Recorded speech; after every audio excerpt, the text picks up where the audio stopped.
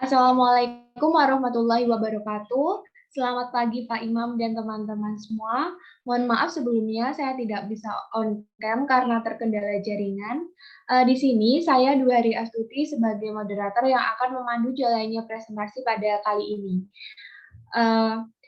Sebelumnya saya akan memperkenalkan anggota dari kelompok 8. Yang pertama, Putri Nur Inayati dengan NIM 12014200017. Yang kedua ada Siva Anissa Rahma dengan NIM 12014200023. Yang ketiga ada saya sendiri Dwi Hari Astuti dengan NIM 12014200049. Yang keempat ada Pratama Indra Saputra dengan NIM 12014200059. Dan yang kelima ada Fadiyah Amalia Putri dengan NIM 12014200060, di mana kelompok 8 ini akan membahas materi tentang siapan pelaksanaan kurikulum. Selanjutnya, saya persilahkan kepada rekan saya untuk menjelaskan terkait poin pengertian kurikulum. Waktu dan tempat saya persilahkan. Yang pertama ada pengertian dari persiapan pengembangan kurikulum. Pengertian dari kurikulum sendiri merupakan sejumlah kegiatan dan pengalaman belajar yang dialami oleh peserta didik di bawah pengarahan dan tanggung jawab sekolah, menurut Flins dan Crown Clinton. Selanjutnya saya kembalikan ke moderator. Baik, terima kasih.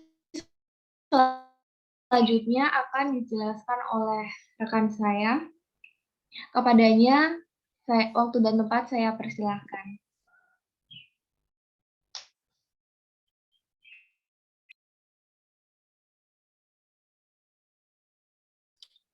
Yang selanjutnya yakni ada faktor dalam pengembangan kurikulum. Yang pertama ada data dasar. Keputusan muatan kurikulum dibuat setelah mengkaji berbagai data, seperti karakteristik siswa dan juga pekerjaan yang akan dipersiapkan. Yang kedua, ada dinamika kurikulum. Pengelola, pengembang kurikulum, dan pembimbing atau memenuhi kebutuhan siswa dan memodifikasi sesuai keperluan. Yang ketiga, yakni menunjukkan hasil secara eksplisit. Meskipun diakui bahwa kita tidak dapat menyatakan semua hasil kurikulum, dalam satu ukuran tertentu, banyak dari hasil yang dapat ditulis sedemikian rupa sehingga tujuan kurikulum yang luas dapat dibuat lebih terstruktur sehingga kita akan dapat mengatakan apakah siswa mencapai hasil dan bagaimana mencapai hasil yang berhubungan dengan hal di atas. Yang selanjutnya ada artikulasi penuh, meliputi resolusi dari muatan konflik antara bidang yang berbeda-beda atau pengembangan alur pembelajaran logis dari tahun ke tahun berikutnya. Artikulasi kurikulum juga terjadi di seluruh jenjang sekolah yang memungkinkan lembaga pendidikan kejuruan mengajarkan apa yang terbaik sehingga siswa dapat melakukan hal yang lebih efisien. Yang selanjutnya yakni realistis.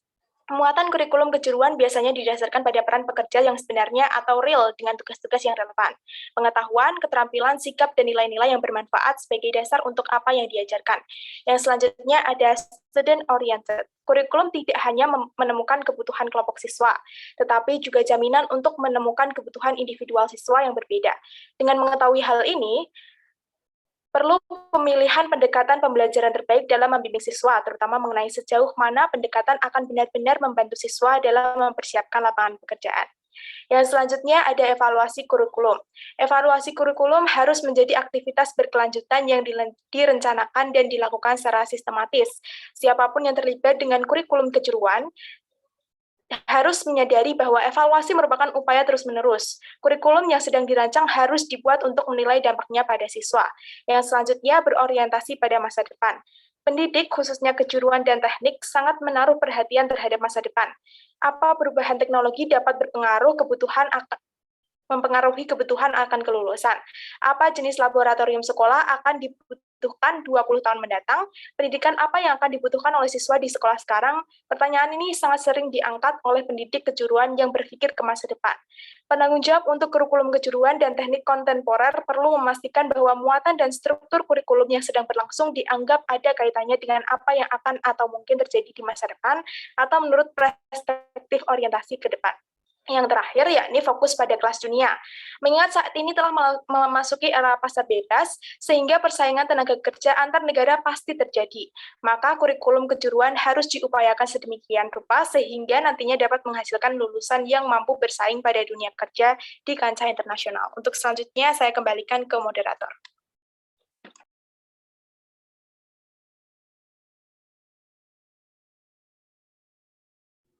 Baik, yang selanjutnya yaitu tahapan perencanaan kurikulum. Yang pertama yaitu ada perencanaan atau planning, yang kedua ada pengembangan program, dan yang ketiga ada validasi, serta yang keempat yaitu ada pasca validasi. Yang pertama yaitu perencanaan. Tahap ini tim perencana yang berada di bawah arahan pimpinan program supaya proyek dapat dikelola dengan hati-hati, serta dilakukan rencana aksi, jadwal kerja agar semua terpantau dan dapat menyelesaikan pekerjaan sebelum batas waktu. Kemudian yang kedua yaitu tahapan pengembangan program. Pada tahap ini, tim perencana kurikulum akan terlibat dalam pembuatan naskah detail kurikulum. Beberapa aspek penting yang perlu dimasukkan dalam pengembangan kurikulum antara lain, yang pertama yaitu muatan atau isi kurikulum yang berisi informasi faktual, kebutuhan program, tujuan dan rasional, pembelajaran dan penilaian, dan pengelolaan program dan pengendalian mutu. Serta sumber daya, isi persatuan modul kerangka judul, dan yang kedua yaitu buku panduan siswa yang harus memuat kata sambutan, uraian struktur dan isi program, prosedur permohonan akademik, kalender program atau latihan, tim dan nama kontak untuk pelatihan atau program, daftar buku dan perlengkapan, serta beberapa informasi khusus yang berhubungan dengan pelatihan. Kemudian yang ketiga yaitu tahap validasi. Nah, terdapat beragam bentuk validasi yang dapat ditempuh yang menyesuaikan dengan pendekatan yang diambil, baik oleh badan validasi eksternal maupun dalam validasi penjaminan mutu internal, lembaga pendidikan atau latihan. Kemudian yang terakhir yaitu terdapat pasca validasi. Periode setelah kesuksesan validasi adalah kesibukan tim pengembang program untuk mengalihkan perhatian dan energi mereka pada detail pelaksanaan untuk persiapan pengajaran dan penilaian serta menyiapkan kondisi sesuai hasil validasi. Tim penasehat eksternal merupakan sumber penting dalam memberikan saran bagi tim setelah periode validasi program. Terima kasih. Selanjutnya saya kembalikan ke moderator. Baik, terima kasih. Selanjutnya, kompetensi yang dibutuhkan untuk perencanaan kurikulum. Terdapat 5 kompetensi perencanaan kurikulum. Yang pertama, ada manajemen proyek. Yang kedua, ada membangun tim. Ketiga, keterampilan dalam pertemuan. Keempat, penulis laporan. Dan yang kelima, administrasi. Saya akan menjelaskan satu persatu dari kompetensi perencanaan kurikulum. Yang pertama, manajemen proyek atau proses pengajuan kurikulum. Maksudnya yaitu kompetensi mengelola proses pengajuan kurikulum mulai dari perencanaan hingga selesai, pengkoordinasian, dan pembuatan keputusan. Yang kedua, membangun tim terkait dengan semangat bekerja dalam tim. Maksudnya ini adalah membangun tim dengan semangat bekerja dalam tim untuk menggapai hasil yang terbaik. Yang ketiga adalah keterampilan dalam pertemuan. Keterampilan dalam pertemuan terdapat berupa yang pertama pertemuan tipe kolegial atau persamaan status untuk memecahkan permasalahan. Yang kedua ada pertemuan tipe komando atau ada instruksi dari senior atau ketua kepada anggota pertemuan. Yang ketiga ada pertemuan tipe komite atau pertemuan formal dengan agenda terstruktur dan terjadwal dapat melibatkan beragam kelompok yang sesuai. Yang keempat, pertemuan tipe progres. Di sini itu laporan kemajuan dibuat masing-masing individu dalam pencapaian target yang biasanya terdapat pimpinan tim sebagai ketua. Kemudian kompetensi yang keempat adalah menulis laporan. atau biasa disebut dengan penulisan dokumen pengajuan. Maksudnya adalah penulisan dokumen pengajuan biasanya menggunakan bentuk laporan formal dan badan validasi melihat kualitas tim dari kualitas dokumen yang dilaporkan. Penetapan ketentuan penulisan, yaitu paragraf, tampilan data, dan sebagainya, harus disepakati oleh seluruh penulis yang berkontribusi dalam pembuatan dokumen.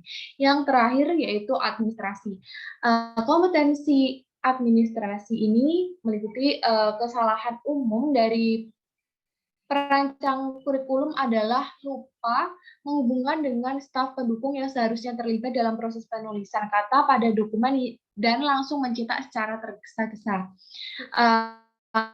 Akibatnya dokumen akhir akan mencerminkan keseluruhan yang terlibat di dalamnya dalam berbagai peran dan prosesnya.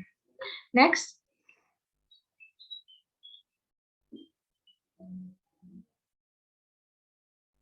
Baik, kesimpulan dari materi yang telah kami sampaikan yaitu kan memiliki fungsi utama sebagai pedoman dalam proses pelaksanaan pendidikan. Rancangan kurikulum dalam pendidikan harus diposisikan sebagai pijakan bagi sekolah untuk mengembangkan pendidikan. Kurikulum pada masing-masing sistem pendidikan direncanakan dan dikembangkan sesuai dengan kebutuhan masyarakat.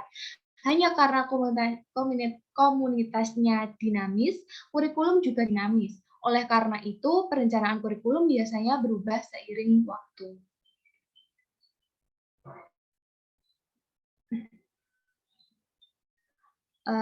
Sekian presentasi dari kelompok 8. Apabila terdapat tutur kata yang kurang berkenan pada saat mempresentasikan materi kali ini, saya mewakili kelompok 8, mohon maaf.